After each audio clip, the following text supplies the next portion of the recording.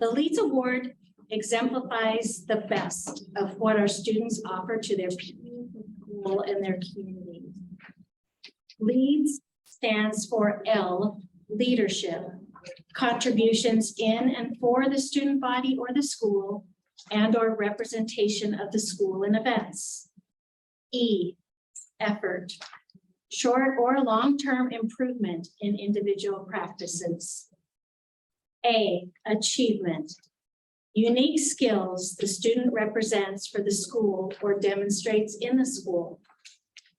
D, diversity and inclusion, contributions that increase practices of inclusion for all students in the school and school district. And S, service, contributions in and for the community and/or the school. Tonight, we recognize one student from each school who has demonstrated one or more of the LEADS characteristics. Each student stands out as a model of excellence for others. Tonight, each building principal will share with us what is unique about the student.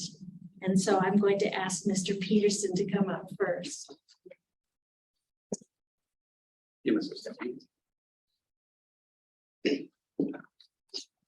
Oh, and reminder to project because the blue box is how people in Zoom can hear.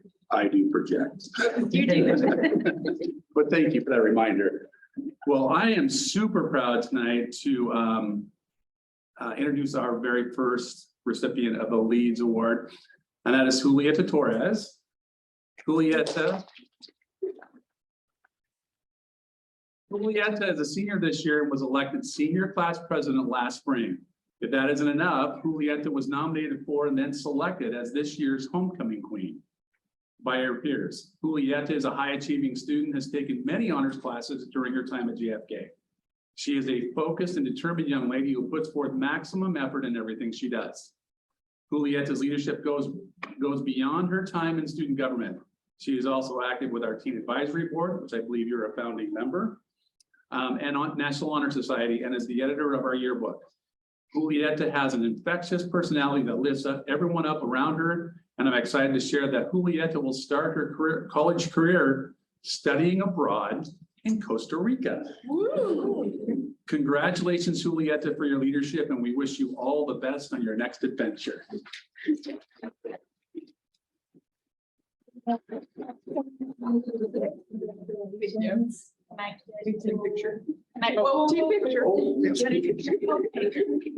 I'll send it back. And I'll have you all What you mean? go away from. We can just take it out. Yeah, we'll just go like this and then I'll split Very well. I'll cut just that out later. Congratulations. Thanks. Could I ask Mr. Taylor to come forward? Quiero agradecerles a ustedes por estar con nosotros. Voy a hablar durante un momento. MJ is a 7th grade student at Mount Angel Middle School. When I think of the words to describe her, the words humble, kind, empathetic, has integrity, willing to listen to others are a few that come to mind. Although MJ is one of the top academic students of her class, you would never know it because she is not boastful. She, hands down, puts others in front of herself and cheers on those around her. It is apparent that she has the respect of her peers and those around her. She consistently puts in 110% effort in any task at hand. She is the type of student who brings people forward with her, never complains, never argues, always has a smile on her face, and realizes that life isn't perfect. So we might as well enjoy the game of life. Salud to you, MJ.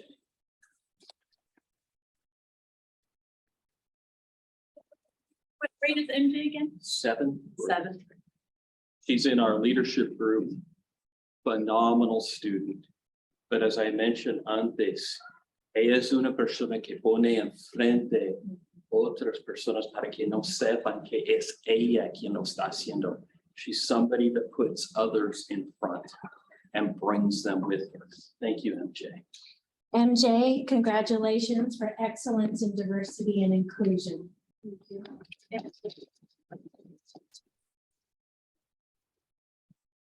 And while you're doing that, Erica, before everyone leaves, maybe the board with all three students.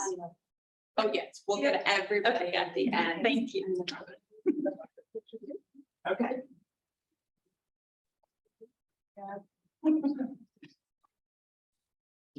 Okay, and we're good. Thank you.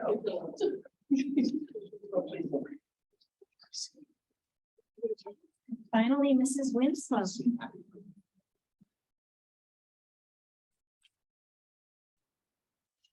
All right, well, as you know, I represent the elementary school and we have many students who are just beginning their leadership journey. But I would like to recognize Clarissa Lopez.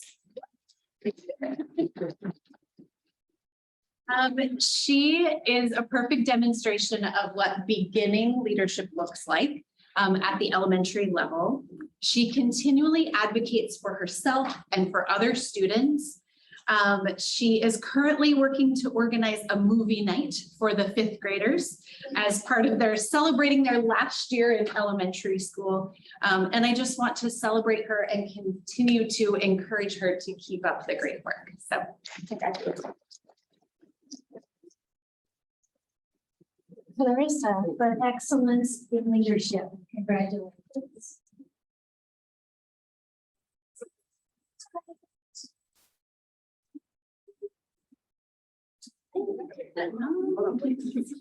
Oh, and system. You're not getting that.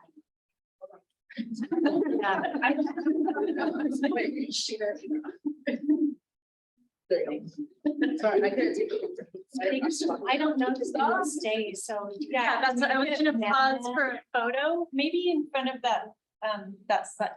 Oh, no, there's. It's over here. By the windows, so. Yeah.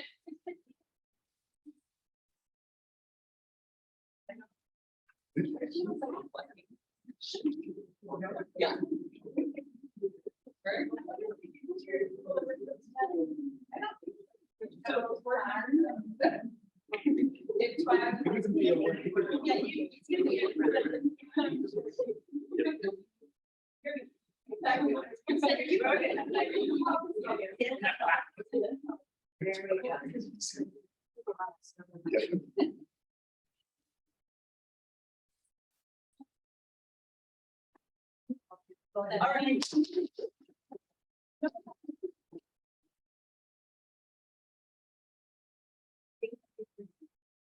Yes, it is her birthday. Clarissa's birthday. So we sing it in Spanish. Feliz cumpleaños. It's just me. The birthday song was one, that's how much.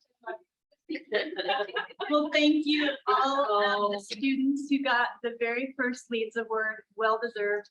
Congratulations. We're so fortunate to have you in our school district. Thank you, thank you. Any other board members want to make a comment? Just that they don't have to. They don't have to. Oh, yes, you don't have to stay. Feel free to go. These are super exciting meetings, but really, you're okay to go. Totally up to you.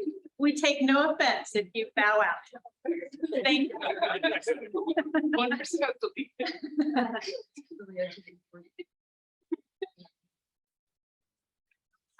Thank you, Okay, guys. well done.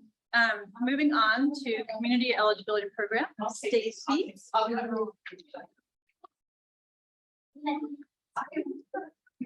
I'll take your stuff. I have to stand. I don't think. Thank you for being here after all of our questions at last meeting. Really appreciate you coming and explaining them. Yeah, absolutely. Okay, so I'm here to explain community eligibility provision known as CEP. And that's basically schools that adopt CEP are reimbursed using a formula based on the percentage of students who are normally certified for free school meals without an application. So I just want to make note of that. Such as students who participate in the Supplemental Nutrition Assistance Program, SNAP, foster kids, migrant education, or McKinney-Vento eligible students. So some general information about CEP. It allows districts to provide school breakfast and lunch at no charge to all students. Districts must have a percentage of identified students for free meals and must agree to serve all student meals at no charge. Districts must also agree to cover the cost of meals above the amount of federal and state reimbursement with non-federal funds to maintain a positive balance in the school's nonprofit food service fund. So ISP for a site or group, which would be a school or schools, must be at least 40%. And for those of you wondering what ISP is identified student percentage. Those who are certified for free meals in ways other than a free and reduced application. So they're directly certified, they do not have to fill out an application. So examples I have directly, SNAP, families that qualify for SNAP, foster kids, homeless, and migrant. So where are we at? Where's our school at? That's probably the most important, what everyone wants to know. So I broke it down by school and then by the district. So as you can see, JFK is at 25.89%. The highest tier is St. Mary's at 32.89%. And then as a district, we're only at 29.39%. That's still significant considering the eligibility to get there. Yes, so like I said, it does have to be 40%.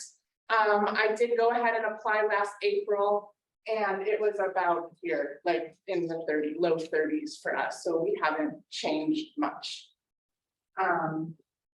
Okay, so provision 2 is another form of CEP in a way, it's different. So this operates on a 4-year cycle, offering meals at no charge to all students regardless of their eligibility status. So during the first year of provision 2, it's known as a base year. There's no change to procedures. You continue to use mealtime, you still count people according to their free paid status. But everybody's offered free meals at no charge, regardless of their status. And because all meals are served at no charge, schools are no longer receiving payments from households who would normally be paying for full price lunch. So you don't have that money. And then there is no requirement that a minimum percentage of children enrolled are eligible for free and reduced meals. However, it is a good alternative if there is a high percentage of free and reduced students. And then districts must evaluate whether they can cover the difference between the federal reimbursements and the meal costs. So do you mind just going? So I just kind of wanted to show you where we are at. Yeah, with free and reduced in our school district. Again, I broke it down by school and then by the district. So as a district as a whole, we have 51.85% qualifying for free and reduced meals. I combined the two. Let's see.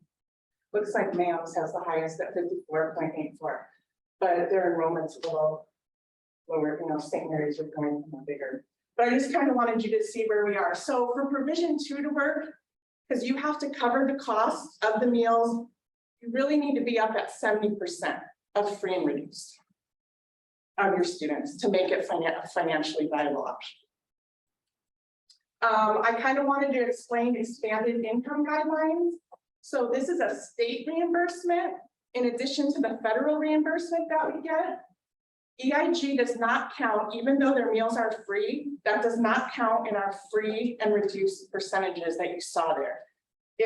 They're considered paid families who are qualifying for a state reimbursement, and they're not eating at no charge. So even though families are filling out and they're qualifying for EIG, it's not factoring into our free and reduced numbers. So I just wanted you, so I kind of broke it down. How many students are qualified for EIG, how many in the district, pretty low.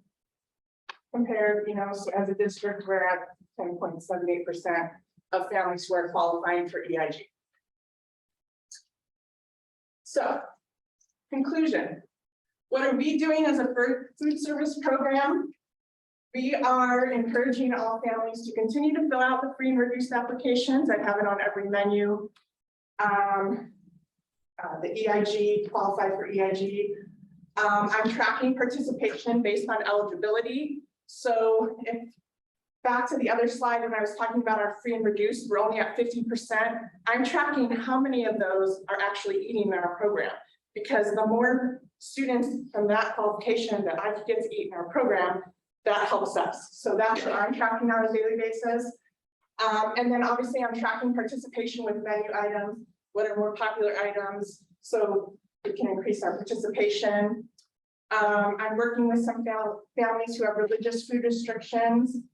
I'm open to all families, but we have a few Russian families who have a few religious restrictions. So just communicating with them and what they can eat and how I can get them to participate in the program. We're doing fresh fruit and vegetable program. That's at St. Mary's only, but that's giving students a taste of a fresh fruit or vegetables or fruits that we will serve in the program so they can get excited about, hey, try this. This is something that we serve. So, and then obviously last is universal breakfast, which we offer kind of a smaller, real small scale to provision 2, where it's offering free breakfast. Our participation in breakfast isn't as high as lunch.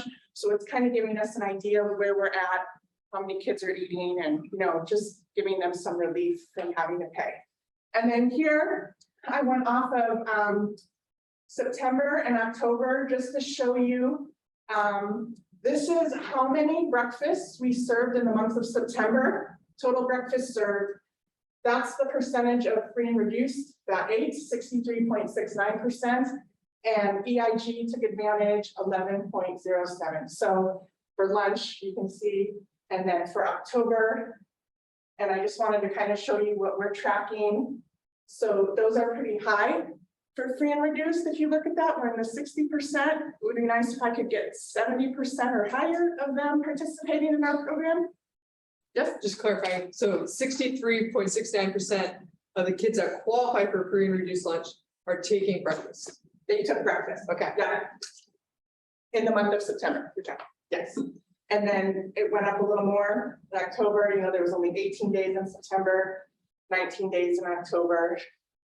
Obviously, it fluctuates. We have a couple half days in there where the middle school and the high school will not be served lunch because they do not have a lunch in their schedule. So you'd be off a little bit that way, depending on if a half day fell in that one. But I just kind of wanted to show you what we're tracking, how we're tracking it, what we're looking at percentage wise to see who's eating, who's taking advantage, and how many breakfasts and lunches we're serving, and then obviously what days they're eating more or less, depending on what we serve. So if you got those numbers up to 70 or more, yes, then it is. then would be That it is possible that we could look at provision 2. I need to up obviously the free and reduced numbers. So that's what we're looking at. Any other questions? So Stacy, Yeah. you're trying to up the free and reduced numbers in terms of those who apply or the students who are already in the program to actually even be. According this graph, it's the people who have already qualified who are. So we need to get the kids who are already qualified in the cafeteria is eating. Yes. Signed in. Increase that utilization. Right. And then if you go back a few slides, go back to the ISP. Thank you. So we obviously see JFK has, 7 percentage points less. And you gotta be kind of at 40% as a district, your number needs to be 40%, or what happens if St. Mary's at 40%, but JFK is still at. Yeah, that would be fine. You could do one site, could be at, if St. Mary's got to 40%, then it would be a situation where maybe just St. Mary's got CEP. If these numbers were a little higher, you could like piggyback them on to make it count. They would have to be a little bit higher, but yes, you could only do if you were close to 40% for one school would, you could qualify a school or a group of schools, depending on how you did it. Thanks, Jill, for going on. Other questions or comments for Stacy? So how long do you have to track this? I mean, what's like the going forward from today? In terms of trying to get everybody, is there like a cutoff where we're gonna go, yep, we're never gonna make it, we're just gonna stop backing it? I'm using this school year as a tracking Okay. because we haven't been keeping track in the past, so I'm kind of using this as a test year. Obviously, this is only 2 months, can't, it's hard to tell from 2 months, menu items when you're going for a cycle of menus, certain things only get served. Right. So And once you do hit that match of 40%, what's the time frame of turning it on? Like turning on it's April. April and May is when you can apply. for the following year? Yes. So we're talking about getting these numbers up for next school year. Any questions? I hope that explained everything. Great. Yes. Yeah, thanks so much. Thank you for your time. Thank you, Stacy. And we lost Julieta for JFK leadership. Shoot, out, She was recognized and she was amazing. So are we gonna, no report on JFK leadership? Okay. I don't get those reports. All right, I'm looking at Mr. Peterson right behind you. I can't tell anymore. You're good.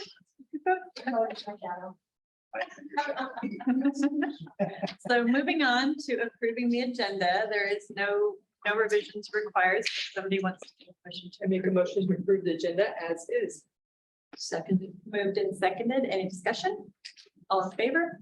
Aye. Passes unanimously. Consent items. Does anybody need to pull anything out? Or Just clarification. Yeah. On the 5.4 surplus property, we were given pictures in our board packet. Is there any way we could have like a brief description of what was in those big totes? It's in books. It's in the books in the code. Did it say books and totes? Library. Oh, the, Surplus. Sorry. the surplus? Thank you. was it just books? Okay, that's all, that's the question I had. Yeah, oh, thank you. So does someone want to make a motion to approve the consent items? Make a motion to approve the consent items. Second. Moved and seconded. Any discussion? All in favor? Aye. Passes unanimously. Just reminding those in the audience, if you do want to address the board during public forum, that is item 7 on our agenda, and we're at item 6. So sign up through the chat if you're on Zoom, or sign up over by where you walked in if you're in the room. Okay, so do we have any licensed and classified representative reports for tonight? Can I ask a question about that? Yeah. Just to Rachel.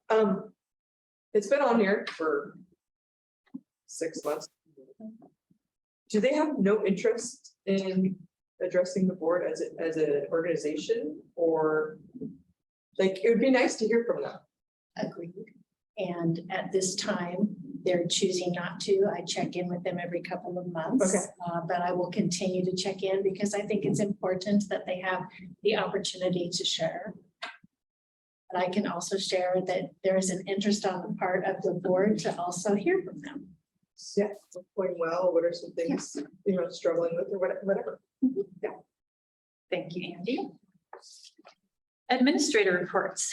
I think we've got some administrators in the room and everybody's looking at, oh, yeah, going Erica first. So we're You want to go down? Oh, what do you say? you do, you always have something to say. Yeah, but not. Hi, everybody. We have a new format for my report. It's the same as the principals. So in priority area 1, related to graduating ready for life. I'm gonna pause you. Do we have anything to share on the screen with Erica's presentation? For those in the Zoom audience? She has, you want the admin reports up? And I think that, to me, that would be nice for the Zoom audience. And actually for those in the room to see. Thank you, Bill. Would you like me to wait just a moment? Okay. So So I focused on the getting ready for life and career.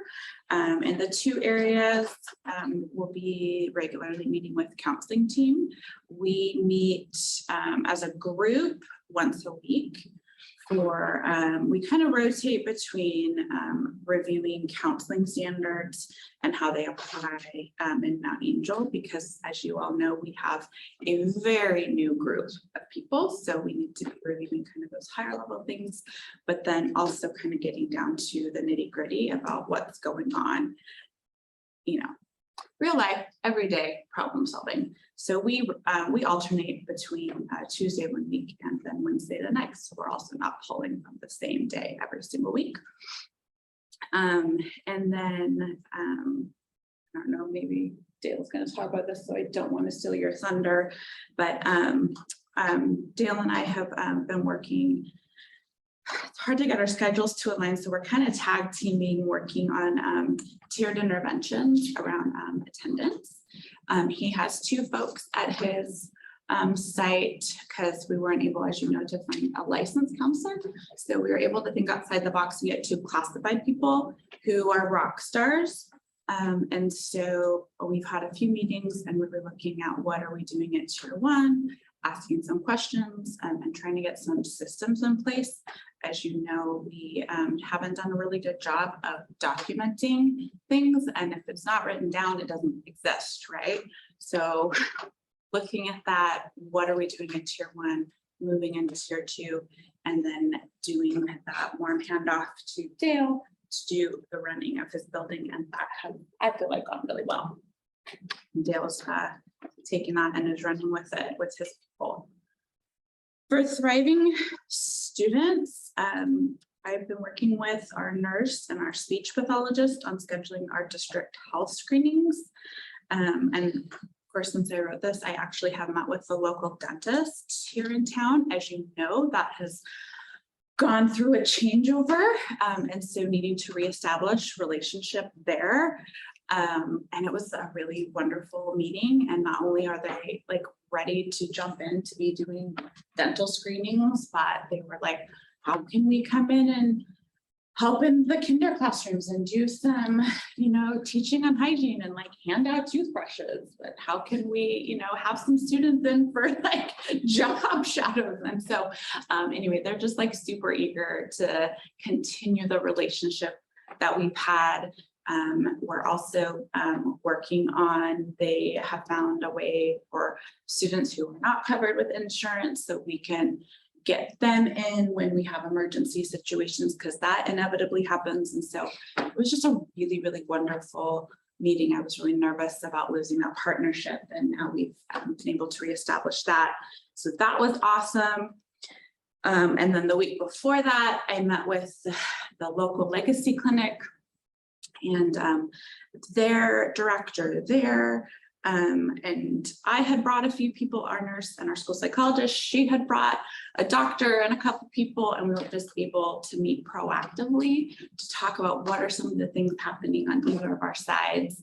And it just, you know, so often, as you know, and you're in our schools, but we're just in the whirlwind, right? And it just felt really good to do something like proactive and planning. It really filled my bucket to be able to do that and start planning on ways that we can have a partnership and start planning for ways to support our students and be planning for those things that we know are going to come up and not feel like we're constantly behind the 8 ball. Engaging families. A lot of that has really been continuing to do the work on the ELL side. We have a great team, as you know. We have things coming up which are listed here. Safe schools, a lot of things that fall on my side are those mandatory trainings that are there for a reason, which really fall around safety, both physical and mental health. So those are listed there as well. Any questions? Yes. The QPR training that you listed. Yep. So you train the new counseling and admin staff, or you train, like, are all the teachers, All staff. also all staff? Yep. In general, okay. Yep. But we have some new counseling and admin staff that hadn't done it yet. See, we did all of our And stuff I'm in the. sure everyone knows QPR suicide prevention. Everybody on the Yeah, board. just making sure. Yeah. Yeah, So you know those so- acronyms. Yeah, I know, sorry. So we did everybody knowing.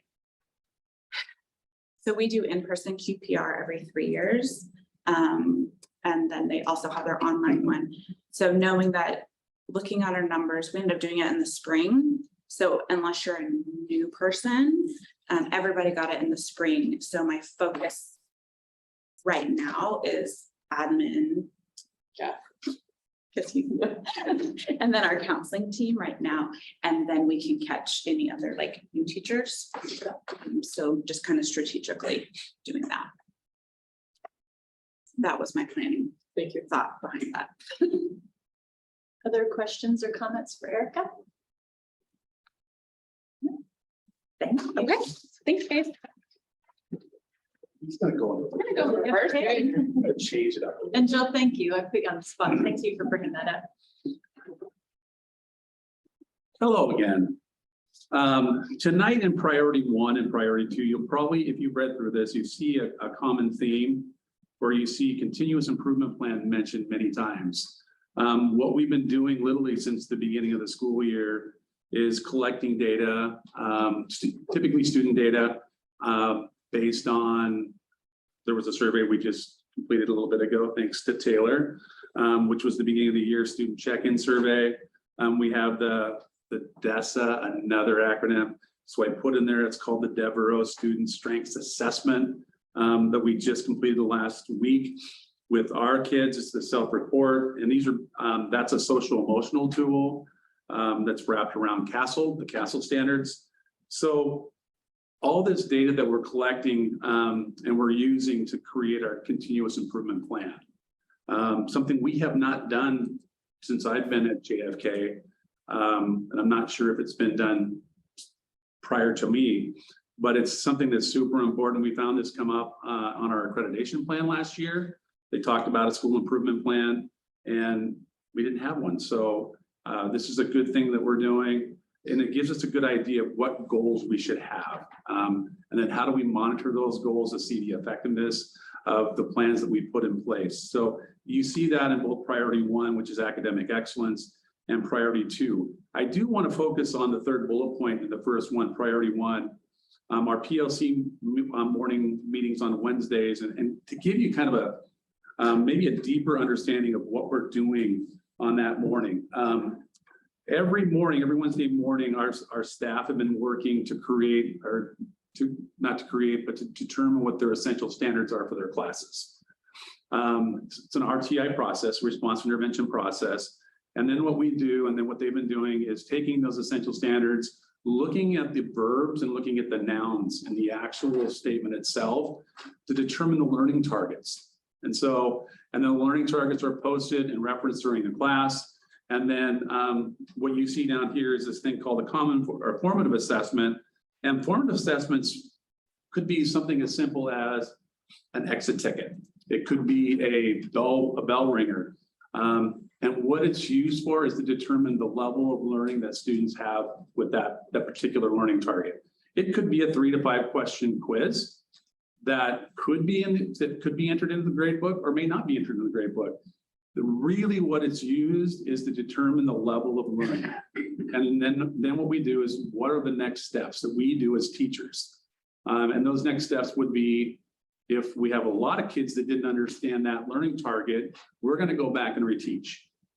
If we have just a handful of kids, that might be a pull-out group that a teacher works with specifically on that particular learning target. Once we're up and going with tier 2 interventions, which we're not quite there yet, those would be those kids that we'd actually have in tier 2 interventions during our school day, which is during advisory classes. So we're working towards that. We're just not quite there. I'm super excited to say that we're gonna dip our toes into I'm calling it responsive intervention. So it's not tier 2, because there needs to be certain components that are there for tier 2. We're doing this tomorrow with one of our content areas. The kids are struggling a little bit. And so we've got slips created. We'll hand those out to the kids during 5th period before they go to advisory. Then they go to the advisory teacher, they check in there, and then they go to the teacher where this responsive intervention or reteaching is taking place. So we're dipping our toes into it. We're not quite there yet. So we're going to see what it looks like, see how this improves our student learning, which eventually improves student grades. And then we'll move on from there. And then we're going to debrief as a staff next week, just before Thanksgiving, what went well, what didn't go well, what should we change? And so I'm super, super excited. This is something that staff said in our staff meeting last week. Let's just do this. Let's dive in. Let's get going. I'm really excited. So I just really wanted to focus on that. Formative assessment, again, can be given at any time. Oftentimes when I was teaching, I would go around with a clipboard as kids are doing work in groups, and I would just check stuff off to see if it looked like they knew what they're doing. And so we're getting the entire staff to do this. We're not quite there yet with everybody, but we're moving in that direction. So again, I'm super excited to see that happen, because when you can break essential standards down into smaller chunks, then as the teacher, you can actually see where kids are getting hung up on that essential standard. Because as an example, if you look at a particular social studies essential standard, they're pretty lengthy. I think social studies folks like to make their standard really big. And so there could be a lot of things that are in that essential standard. You just need to break it down so you know as a teacher, my kids can do this, this, and this, but they didn't do very well on this one. So we're going to go back and reteach, okay? Priority 2 is, I want to call out the Teen Advisory Board. They just did such great work. They created their spotlight this month was Hispanic, was the Spanish Heritage Month, which was great. Thank you for that. I should have put that in here and I did, and I apologize. We have a bulletin board right outside the office, and it's awesome. And it's fun seeing the excitement that brings for our kids as they walk by and they read the board. And it's right now that we're into the winter sports seasons, which started today. It's right across from where the concession is. So that bulletin board will be seen by a lot of people. So I'm And pretty for excited. your image, it's stop bullying. Stop bullying, yes. Yeah. So, the third priority, and this is, this is where I'll end on this one. I really want to talk about Miss Mraz. We've heard it, she's a rock star.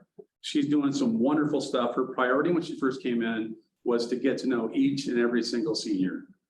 So she met with every senior. Every senior has a binder that are all in her office. So she understands what they potentially might be wanting to do. Those who want to go to college, how can she help with that? Those who are on the fence of going to college, so this is what we can do for that. Those who want to go into career with trades or military. So she's got all this in these binders.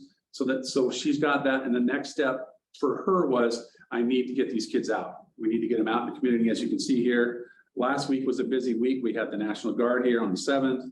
We had Eastern Oregon University here on the 8th. The Army was there on the 9th. Atlanta Career Academy was here today during lunch. So they're doing a little recruiting for next year for our kids. And then they're going to the field trip of the trades at Chemeketa tomorrow. And we have, gosh, I want to say it's about 30 kids going to that. So it's not just college.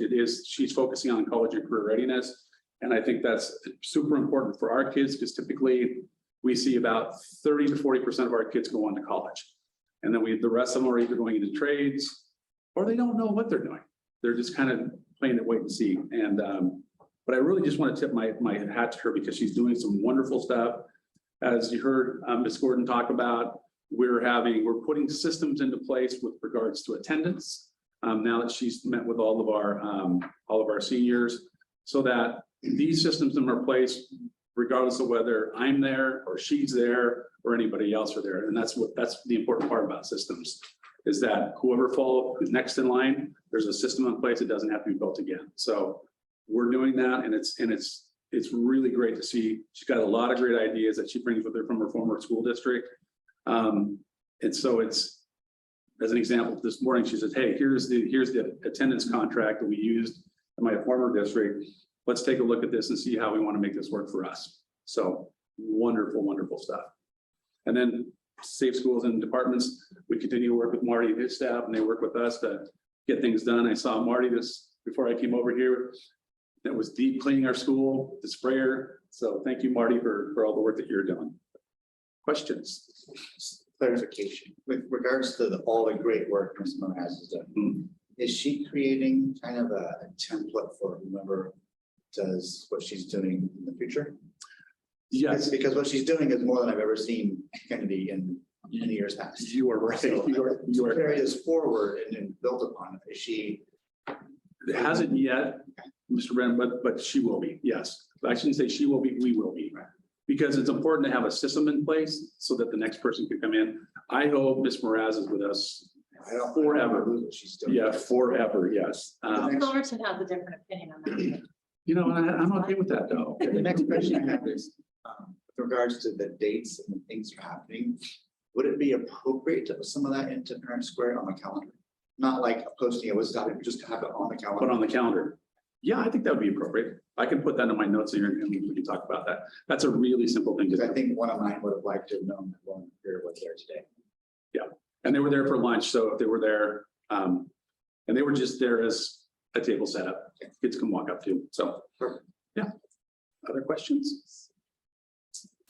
Not a question, more of a comment since Ms. Perez left. But congrats to the football team, moving on. Yes. Again, cross country had a great turnout at state as well. The weather down there was a lot better than the weather up here that morning. I Yes, looked out my it window and I thought, oh man, I would not want to be running in was. this Yes. weather. So just congrats to the cross country team for a successful year and continuing on with football. And remember, if you want to catch football, it's gonna be 11 good weather, That's 11 a.m. in 11 a.m. Silverton. No. Actually, in Hillsborough. Oh, it's in It's in Hillsborough. Hillsborough, Oh, yep, okay. Plain Banks, yep. Hillsborough. It's not such a nail. And if I may, maybe take up another minute or two, and he doesn't know that I'm doing this, but I'm gonna do this. I need to publicly acknowledge Kevin Moffitt. Oh my gosh. I don't know how he does what he does. I just don't know. He's an amazing human being. His heart is always in the right place. He always wants kids to compete. He's the most positive person I think I've ever met. He's got a little lull right now, which is kind of nice because it's just football with games happening. So he gets to go home and be with his family. It was fun to see him leave school today at about 4 o'clock. So I just want to publicly acknowledge all the hard work that he's done this year, but not only this year, but ever since I've been here. I think our community programs are as good as they are because kids are so ready to get to compete at the high school level because of our youth programs. And he really sets the tone for the whole city, I think. And kids want to compete. They want to play and they want to do those things. And they look up, the younger kids look up to the older kids and they want to be on the football field and they want to be on the soccer field. So volleyball courts, softball fields, basketball, all of that. So Kevin Moffitt, if we're going to use a term we've used tonight, is a rock star. He is an ultimate rock star. So my hat is off to him. Thank you. Anything else for Mr. Peterson? Thank you. Taylor's already standing up, so Jasmine, you're gonna follow. Yeah. Good evening, board. So I'd like to highlight 4 things that are on my board. The first is we've conducted our first RTI period, which means that we've identified students that needed specific help. And this is in the area of math this time. We have identified which skill they needed to build, got them into those particular classrooms, and taught that specific skill with an exit ticket coming out. Also debriefed the exercise. We look to expand this to other curriculum areas in the future. But it was terrific to walk out into the kind of the crossroads there, right as I was about to begin my session, and see nobody in the hallway. And we'd gotten everybody where they needed to be. We also were able to increase the size of the kiddos that needed extension and thus decreasing the size of the kiddos that needed a little extra help. So I think I had 10 kids in my particular class. We were going over positive and negative integers. And it was great to work with them in that particular environment. And again, we'll get better at this, but I was very, very proud of the staff to jump in and take this on as a responsibility. And we had a really great opportunity there to share that and to really target a specific skill. So in the second area, I'd like to highlight two things, and this is thriving students. This is a board priority as well to identify students that are not connected. And we very often take a look at the students that are participating, but we've built a list of those that have not yet participated either in band or in extracurricular activities. And I am beginning interest interviews with those students. We'll take a selected group of them to figure out why they aren't connecting. Some of the early responses on the data are super interesting. And one of them is that our sixth graders have not connected as much as our seventh, and our seventh graders have not connected as much as our eighth graders. Some of that has to do with not all sports are available to sixth graders as they come in, but it does beg the question, why? And that's what we'll be learning through those interest interviews, and then we'll be changing our plan. Plan the plan, work the plan. We'll be changing our plan to get more kids involved and engaged in school in different areas. And as I've mentioned to one of my staff members, it does nobody any good for a 56-year-old white man to do this on his own. This is what does he know about what an 11-year-old wants to see and to be programmed to get connected into school. And that's why we're doing this work. And we hope that this will allow us to better connect every student at our middle school. One other thing that we've heard in this first couple of weeks to months, and I'll call this a carryover COVID thing, although I don't think that it's isolated to it. It's a kiddo, particularly I'll say in math, that gives up too early because it's hard. So we are hearing a lot of it's hard, I'm done, or maybe just it's hard and they stop working. So we've invited a gentleman who will be with us tomorrow during an assembly. Casey McAllister is a double amputee. And when you see him right off the bat, it's striking. It's going to get the students' attention. And he'll bring in his different bikes that he uses. He has done a 50-miler. He is currently, I think you call them a mud runner. So he's doing a lot of outdoor mud running, and he'll work them through the question of what does it mean to do hard things. And what I'm hoping to do by doing this early on in the year is to have multiple opportunities with kids who are ready to give up or choose not to participate and recall back to this particular experience and say, you know, you remember Casey? We have blessings in our lives. So we need to push through this, and we need to share that we can do hard things. So I'm very much looking forward that that's tomorrow. The other thing that I've set up with him is that he's going to stick around and he's going to mingle with them at lunchtime, because I really want them to connect on a one-on-one basis and be able to ask what I call tough kid questions, curiosities of him. And he is a teacher as well, so he understands kids and education. So this, I hope, will be a great opportunity. We've also scheduled in community engagement for different events for 4 different Saturdays. And this is to support parents and students connecting into the school. And the 3 different, if I could say perhaps 4, are practicing gratitude and giving back. The second is getting active and being active. And the third is to learn a skill, perhaps something that unless you were in a particular family or a circumstance there, you would not have that skill or that opportunity given to you. And then the fourth one, I didn't mention it there, is food. There needs to be food. So perhaps the skill will be connected to that food. So we've identified, we've got partners engaged in that conversation. We've got our facility requests in, and we're very much looking forward to those events and getting active again. Plan the plan, work the plan, get kids, get parents engaged in what we're doing.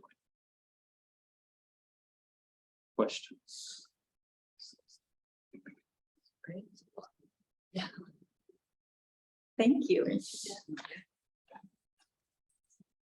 When you say all are invited, does that mean anybody can come to those Saturday events? Absolutely. All right. Yes. Almost fell asleep over there. So used to going last. All right, so at St. Mary's, like the other schools, lots going on. In the area of academic excellence, we are continuing our Tier 3 support for reading and math. Again, that is for students that are typically more than a year behind in grade level. And so we're working really hard to continue those formative assessments that Dale was talking about, so that we're checking in frequently and making sure that we're not providing supports that students don't need any longer, or supports that are not meeting the needs of the kiddos. So really trying to make sure that we're monitoring that very closely. Again, we're finishing up our continuous improvement plan for the next 2 years.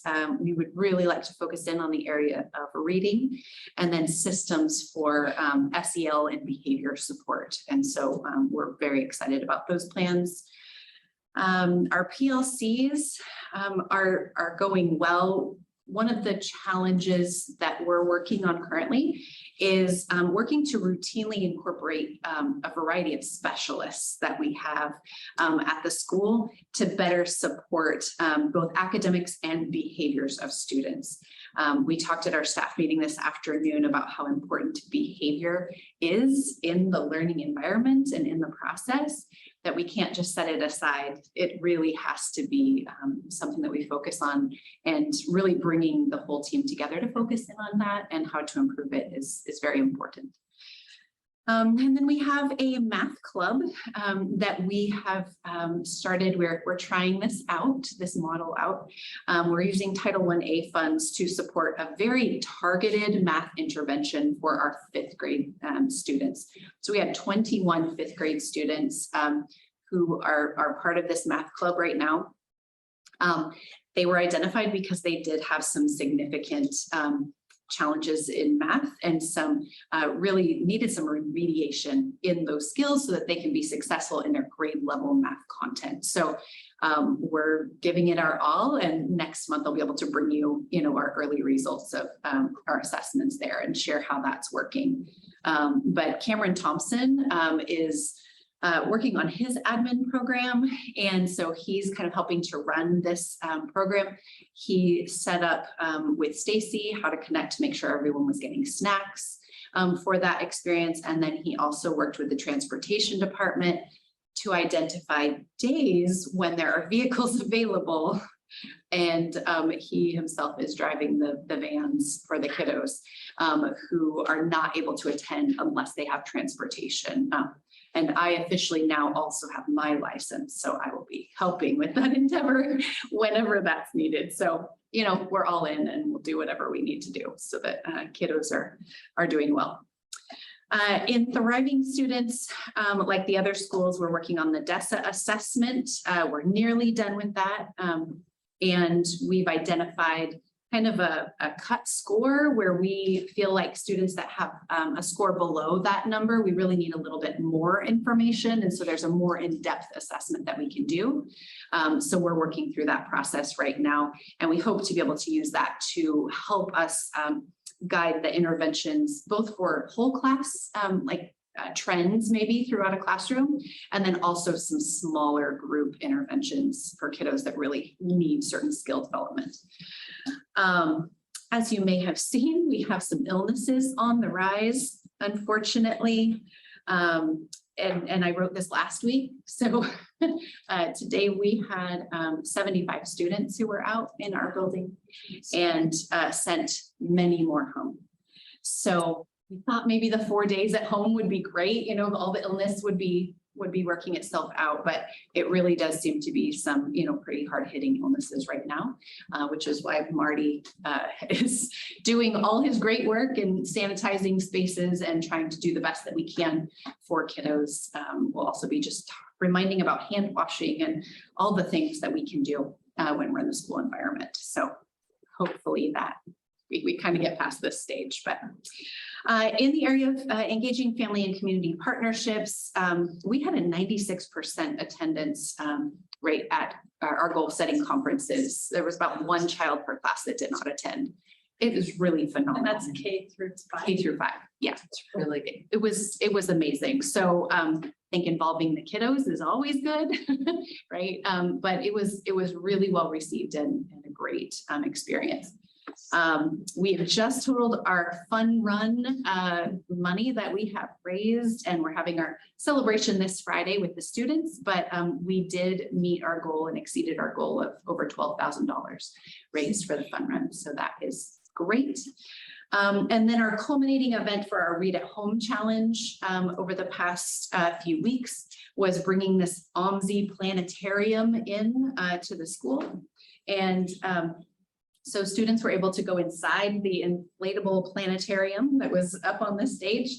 And they got to see kind of a show, I guess it's hard to describe really, inside this big inflatable thing. The only negative feedback was some motion sickness experienced by some, which made me not go inside because that would not be, I would not do well. But the kids really loved it.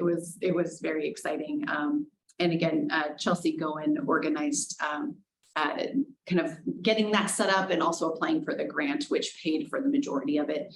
We actually, due to increased enrollment, had to buy more slots. And so we had to pay for the, you know, a couple additional time slots, but overall, it really was a great experience. And we're looking forward to what's next. So I don't really have an update in Safe Schools and Departments this month, but I'll add more next month. Questions, comments? Sorry. Oh, don't apologize. Priority number 1, academic excellence. Behaviors come up a couple of times in your report. And I've noticed that on one of our jobs that we were put out is behavior support, an IA position. Is that a new position due to the amount of behaviors that we're seeing?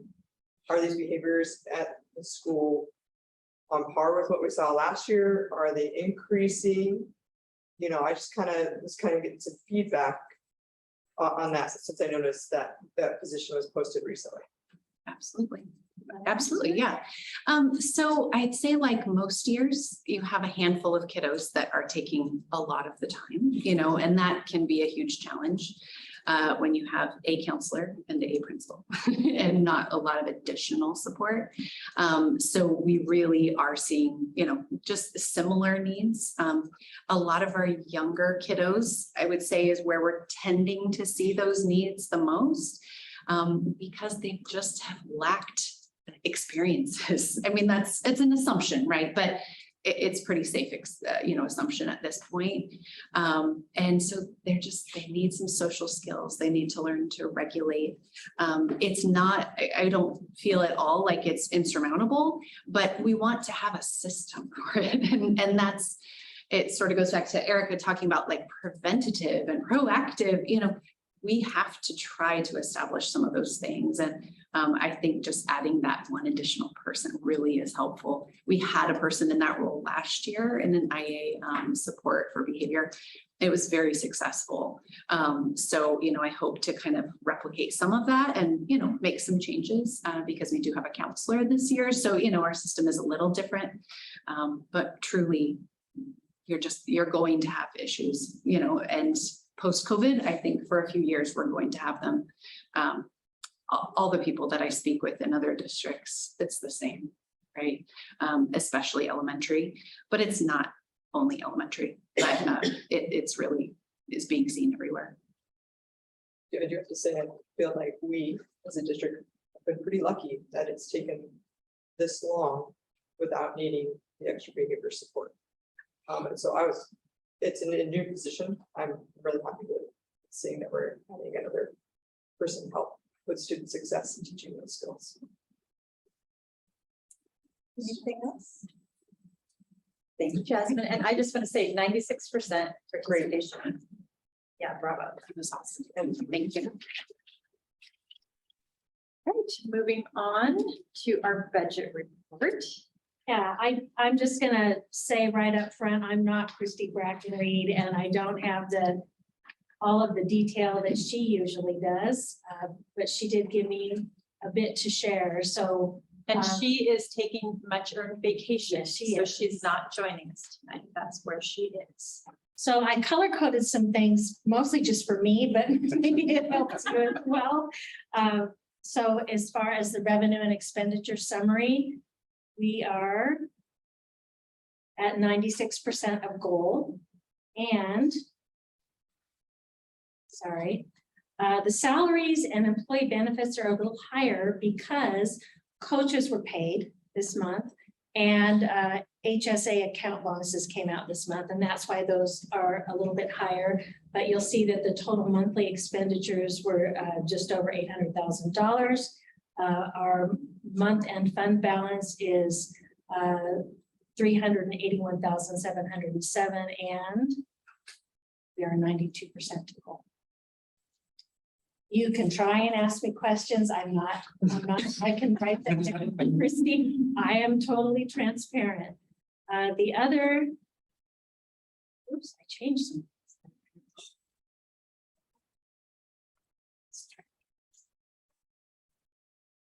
Lunch fund. Go, okay. So we received our first reimbursement, and that's why this is a bit higher for this last month.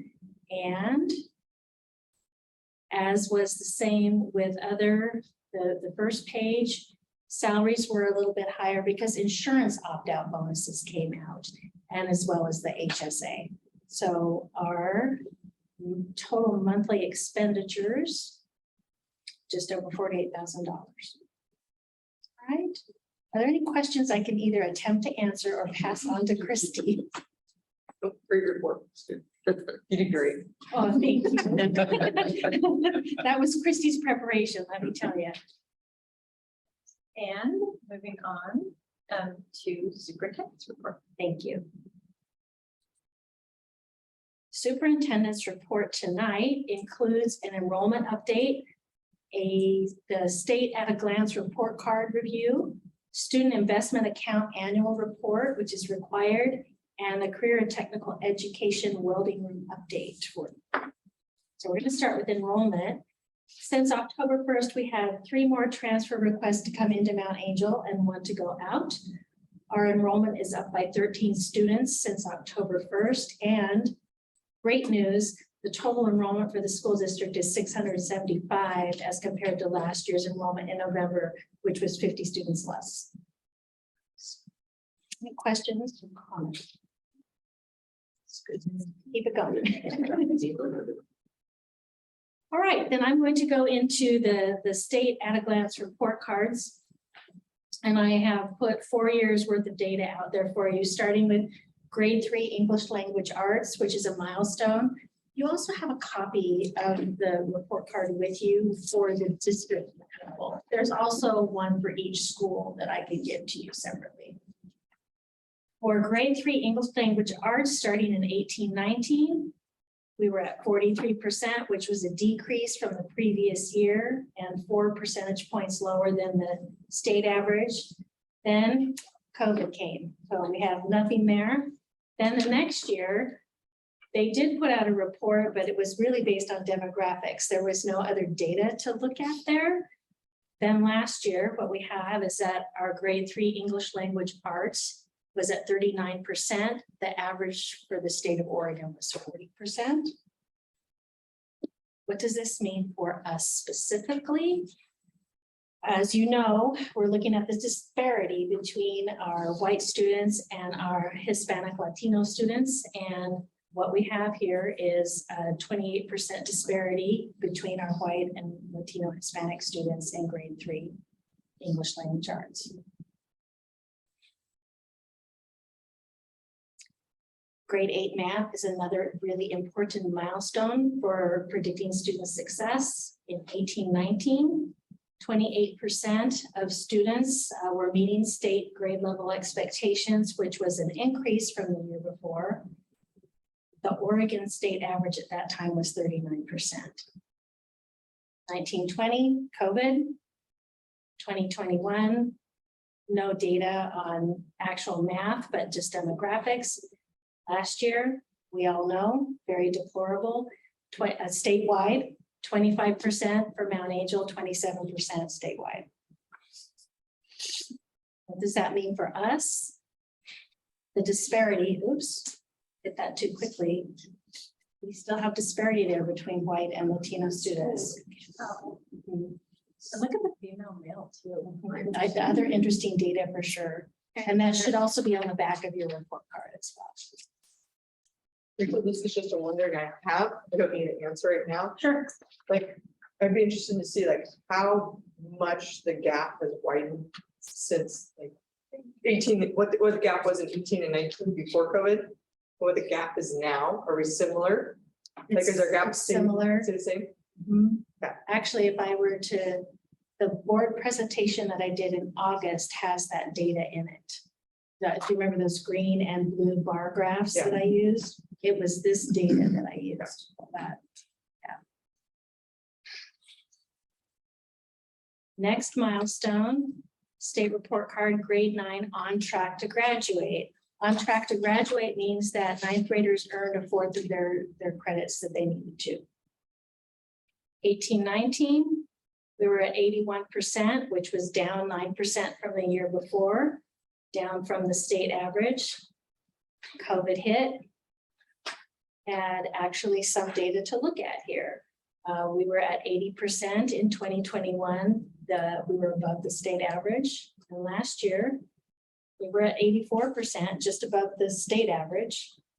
And what this means for us, again, looking at comparing those two groups and other data that is available to us, but that's really what we've been highlighting. So Hispanic, Latino, 79%, white, 90%.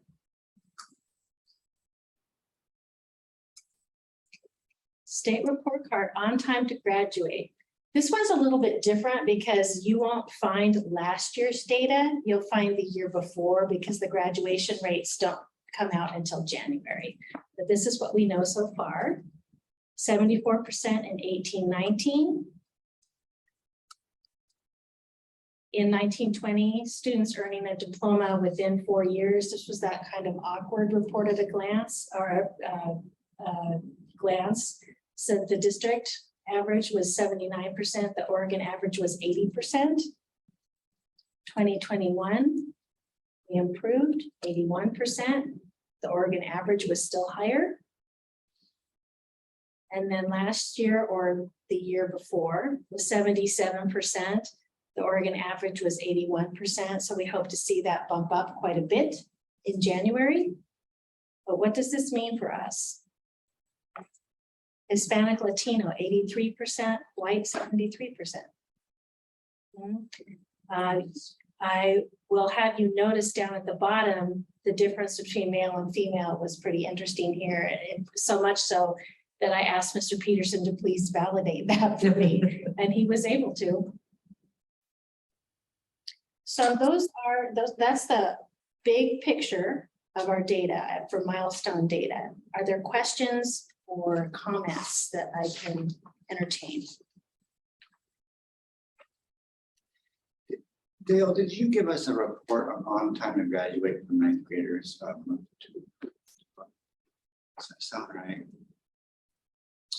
Did you make mention of our 9th grade on track for this year? For this year, Yeah, do you? I wouldn't be able to do that because we don't have any data on that yet. Okay. Yeah. We just looked at, to kind of go a step further, Mark, on that. I just looked at some data this morning, quarter data, which is progress report data for us at the high school because semester grade is there. It probably aligns to that, so that's where Ms. Brooks, Ms. Mraz, and myself are working together to start having conversations with those ninth graders. I mean, I was just curious, just to compare, what is it from last year to like right now, this year? Kind of, but you don't have that officially, so that's. I don't have it right on top of my head, no, sorry. Any other comments or questions? Okay. Moving on. New topic, student investment account annual report, which again is required. We have 4 priority areas that have been established since the inception. Nothing has changed there with the 4 priorities. Actively recruit, support, and retain staff from ethnically, culturally, and linguistically diverse backgrounds. Provide professional learning opportunities to teachers and staff on culturally relevant instruction. Strengthen support for students' health and well-being by partnering with school staff, district staff, the Willamette Educational Service District, community partners and families. And finally, establish sustainable systems for regularly reviewing data to monitor the district's progress on student achievement for all. So you have in the packet the actual report that I will be turning in, but I narrowed it down for you into the 4 questions that we were required to respond to tonight. So the first question is, what was the impact of implementation of the SIAA activities? And what I pulled from the report was, well, the impact was that we now have identified a framework for RTI or MTSS, which both are interchangeable. The impact also of social and emotional learning supports for students and mental health support for students and staff. And this was for last year, not where we are now. As far as the evidence that supports that impact, well, we now have school leadership teams called Guiding Coalitions at each of our schools. They're doing a lot of great work. We have our framework for RTI MTSS. We have a student referral process now, an SST process, and we have response to intervention training for all licensed staff and administrators. As far as what has contributed to SIA activities last year, our multi-tiered systems of support teachers on special assignment, we had 2. We had elementary, and then for about half the year, we had secondary. And then also 1 behavior specialist here at St. Mary's, instructional assistant, and Trillium Services. And Trillium really played a big part in this because they address social emotional impact of the pandemic, including student anxiety, decrease in self-regulation, and a lack of student motivation. And then finally, the last question was, what lessons have we learned thus far? And what I said was, remain true to the intent of SIA planning. Don't veer from what those intentions were. Focus on historically underserved populations, continue to use funds as they align to the plan, and continue to look at well-being, the needs of students, families, and staff who are a priority. Any questions on the SIA annual report? I know these are heavy lifts, this justification of getting the money that they has for this purpose. How often will this be like thoroughly reviewed and possibly maybe the priorities are gonna shift or change? Is it annually that you're looking at that? Or because I know you want something to kind of stay sound for a few years to get the most benefit and return on investment and all that. And what is do you know what the expectation is for how often these change or how often? I don't, but I'm glad you asked it, because when I look back at these 4 priority areas, it's already shifted a little bit. And so I would welcome an ODE opportunity to revisit this when it's required and make those responsible shifts for where we're moving toward, because we're making some progress. Does that answer your question? Yes, it is. And it's great. This is a whole bone of contention for me, how all this SIA stuff works. And I hope that the state can really be a collaborative partner to allow for alignments and shifts in the moment that make the most sense, rather than being rigid and all that good stuff. So, yeah, I'll just be curious over time how this looks. I will go on record as saying the quarterly reports often do feel rigid, but within that, there is a lot of flexibility and adaptability for our local needs every quarter. So it's good, good. Thanks. Thank you. Anyone else on student investment account? Okay. Career and technical education, the welding room update. So policy FEA just addresses that educational specifications for capital improvement need to be in front of you so that you know what's happening. And there are specific components to that. One is, what is the preliminary and curriculum to be housed in the building? And we know that it's welding. Architecturally, what are the equipment requirements? Well, we'll need welding equipment and the materials for that. What's the space relationship to the facility elements? Right now, we're looking at each welding booth being 5 by 5 foot. And the accessibility and usability by persons with disabilities will be at the east entrance. And I'll show you a picture of that in just a few minutes. The budget is 50,000 plus. It's starting to grow just a little bit, plus in-kind donations. We're going to be looking at a preliminary construction calendar in January that's being developed right now. And we're hoping to do some media outreach with Our Town in December to get the ball rolling. As far as financial donors for this point, up to this point, Gem Equipment and Mountain West have donated $50,000 and Withers Lumber $1,500. And for in-kind and discount donations to this point, Withers Lumber, Taylor Metal Roofing, Westside Drywall, and the Grant Company. So here is about as big as I could make it, the blueprint for you. We have the current shop area and the current welding area right here. Then we have an opening where there is storage. So what will happen is that the shop area will expand. The welding area will be around the corner. Here's the east entrance for accessibility, ADA accessibility, and this is grass pavement. We'll make that pavement. So that's what we're looking at.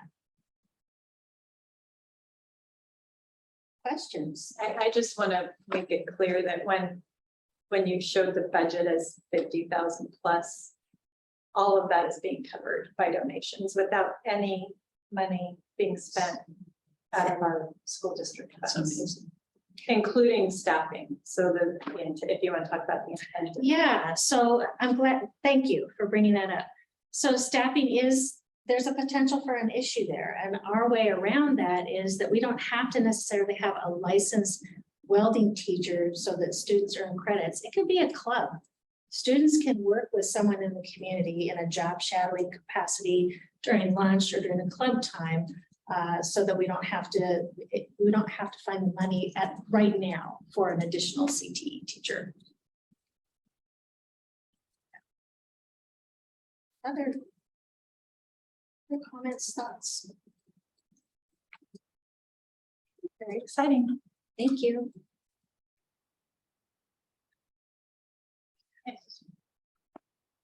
Do any board members have reports for the good of them? Okay.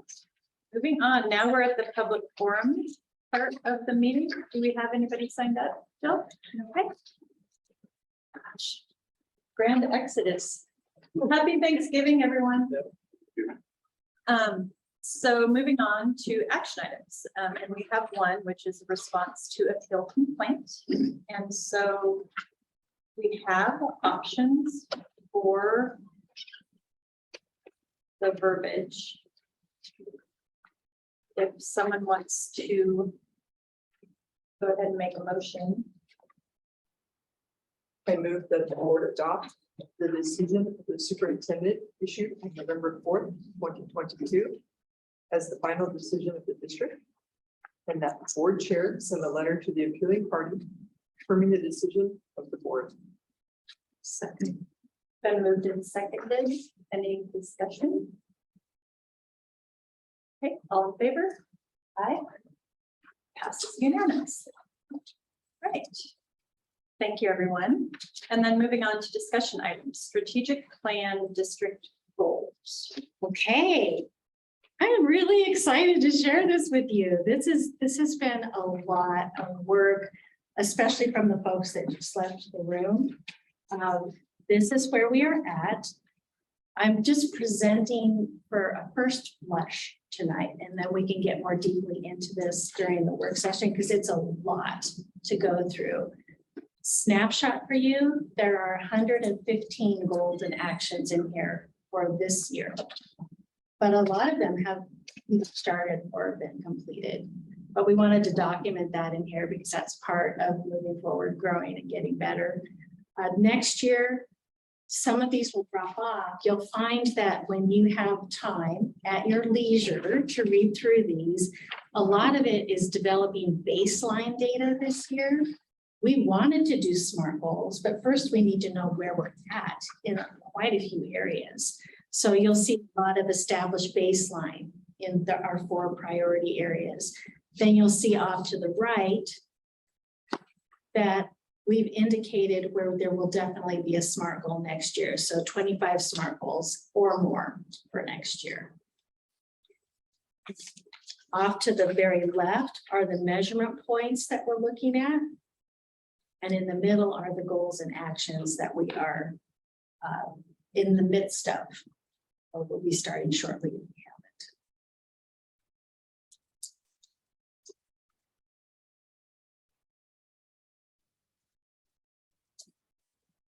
As I said, it's a lot to look at. I don't know if you have questions tonight. Taylor, did you get a copy too? Oh, yeah. sure it's somewhere in here. Okay, I do have a question, Rachel. sure. Clarifying question. Yeah. On priority 1, academic excellence, 1.14, Yes. it says MASD will develop and implement a baseball SST handbook. We don't have a handbook, right? But have SST student support team, have those have been conducted at the school level, though already happening, we just don't have a handbook? Is that We have a handbook. okay? It's a couple of weeks old, but it's done finally. And we have identified a common process. We've identified the related forms and available resources. So actually this goal is complete. So SSTs have been happening before, we just haven't had. We didn't have a The handbook. handbook or common forms. Okay. And SSTs happened routinely at St. Mary's, but not at secondary in the last handful of years. Okay. Thank you. Yeah, you're welcome.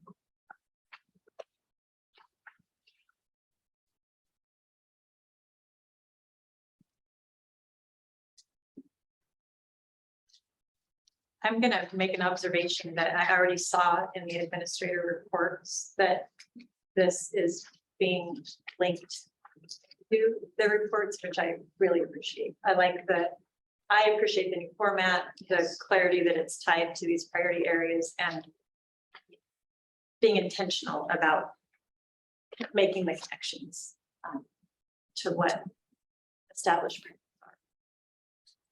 Thank you for the feedback. Clarifying question. Sure. The 1.17 priority 1 academic excellence.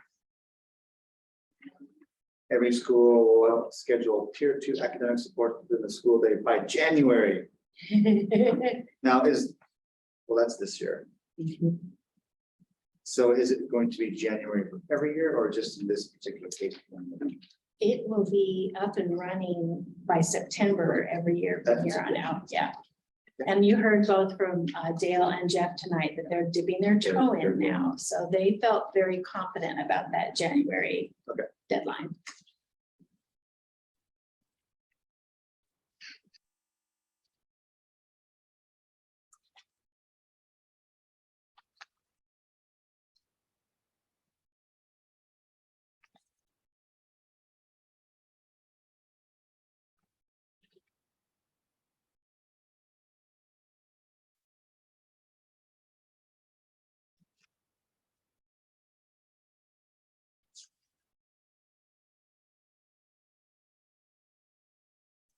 On the Priority to 2.6, the DESA screening Yes, takes place once a year.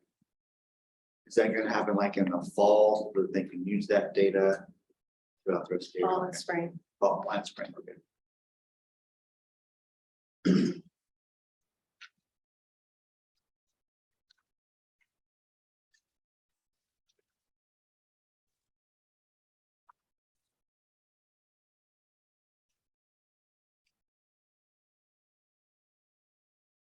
I'd like to point out, if I may, under priority 2, thriving students, 2.13.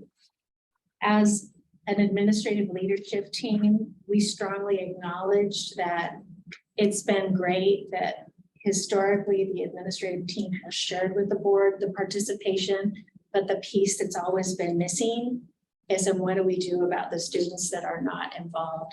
So we spent a lot of time on this one, and all of the administrators are committed to action 4 and action 5 under that, with doing a good sample of what are the barriers that are, so that we can again establish a SMART goal for next year and really find out what are the roadblocks. It'd be interesting to see if Mr. Taylor finds out in the future. because Yeah, what are the roadblocks and what's missing? Yeah. What What do the what would kids- really what do draw the them in? students think is missing, and what do they want to do, or what's, is it just I don't want Do we, okay, at the elementary level, are they just asked, like, do you participate in sports, or is that something that Mays should share, like, hey, these are the students that participated in this activity? I think that would be a wonderful partnership. Okay, I know Jasmine left, but it used to be in past years, there was a form the students filled out. And for the K1 students, the teachers did it, and they just had to like kind of know what was going on or ask kids verbally. The rest of the students got to like check boxes, like, you know, this, that data was spreadsheeted out, they had information in past years. So that was all pre-COVID. Ever since COVID, that hasn't really happened, well, only because that was. I work with kindergarten first graders on a daily basis. So I was just thinking that, like, to support that age level, like, I get 3, 4, 5, they should definitely know what they're doing. But like, to support that, we could pass on the information of, here's our kids that are signed up for T-ball, here's our kids that are signed up for basketball. And in the past, again, that was one of our the old strategic plan initiatives, and we used to do that. Okay. We used to send at least numbers to superintendent students to add into this report. So is that something that we send to Superintendent Stuckey, As- or should we? I'll work on initializing something. I think that's great. Okay, That partnership would be, yeah, information sharing. we had, 30 kids for 1-2 basketball. Yeah. Out, so that's a third. There's 57 signed up for recreational basketball, and over 30 some for tournament basketball. I can do it on that for you. Okay. I think I- Thank you. that's all for fall, softball. Good. And just going through, continuing to go through your sheets here, 3.4, I just really appreciate that we're providing the interpretation services at every meeting. It's so important. So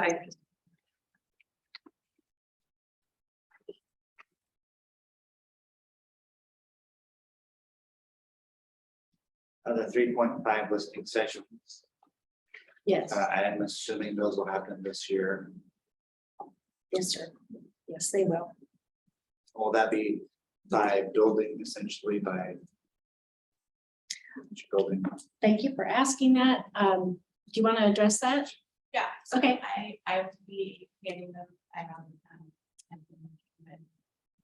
Will, who's our EOD TOSA, and Teresa, who are the professionals. Right now, what I'm working on, I'd say 2 private groups, protocol, focus group protocol, and also welcome through. So I have all of those protocols in place. So we have a little bit more structure to to them so that we can get feedback in a variety of ways, depending on the information that we can get in a more meaningful ways, but depending on, you know, who is getting the feedback that we're giving them the same way. Would you divide listening sessions by the ease of interpretation for a particular building? I think like a Spanish session. I think first we need to determine what do we want to know, right? So I think first we need to start with the guiding questions. And then work our way back. Sure. And so those are the break when I don't have the whirlwind. That's really going to be what I see some of my time over Christmas break to really focus on those protocols to know what is the value, to know who do we want to put from what's the best format, take that information, and then I think we can read off some of the structuring of that piece, but let that kind of that backwards mapping, right? Yeah, okay.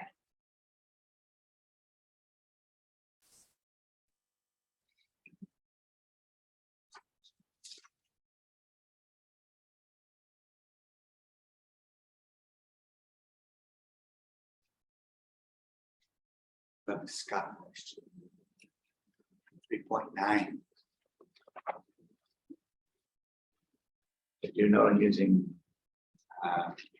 Parent Square, there's an option that automatically translates via Google Translate your messages to different languages. But stuff is actually very nice to have on there. The action that goes underneath that I didn't put in here is that our expectation is that every licensed teacher will personally invite parents to spring conferences using Parent Square. That's why we chose April. And Scott's been working with the admin team to make sure that our teachers have all the resources they need and the step-by-step to know how to do that. It's not hard.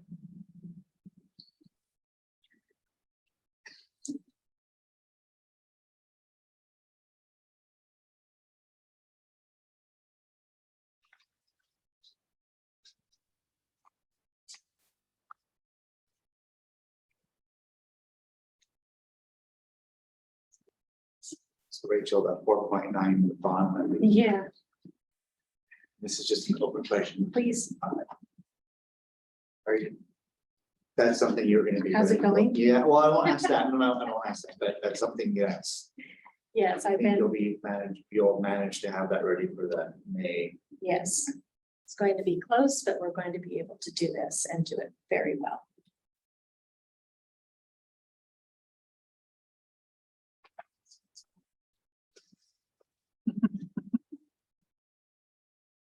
Really great thing. I'm impressed by how much I recognize is already either underway or done. Yep. Very well. Spent a lot of heavy lifting. So, these are, it's excellently put together. So on each of these points, do you have subpoints that you will eventually, you know, like you were talking about, like what are the mini steps to achieve that little, the point? If you look at any of them, if you look at 1.3, the percentage of students prior to enrolling. So do we just have that and then we have evidence for that? Or do we have, like I call it, an outline where underneath that, this is what we do, this is what we do, this is what we do to achieve that goal? I believe you'll find some of that in each school's SIP. Okay, Take that'll some be the privilege, set. and there'll be some That'll be where alignment this there is. with that. Okay, And also some of these definitely have more detail and action than others. Yeah, Some of them some are will, one-offs, you yeah. know. So, and then when I give reports to the board, I'll be telling you where we're hit and miss on each of these quarterly, okay. which gets back to where your board goal development was, and we're down at OSBA. Well, that, the bond one is what kind of got me thinking, because there's gonna be like 1,000 mini steps. Yes. Yes, yeah, that, Oh, wait. It's ready. It's ready. That's a good way to put it. all I have to do is push a button. How would you like to approach this at our work session? Do you want to go through line by line? Do you want it to be a question and answer? This is the work we're doing, so. What would you want to see? I don't think we need to go line for line, because a lot of them overlap. So.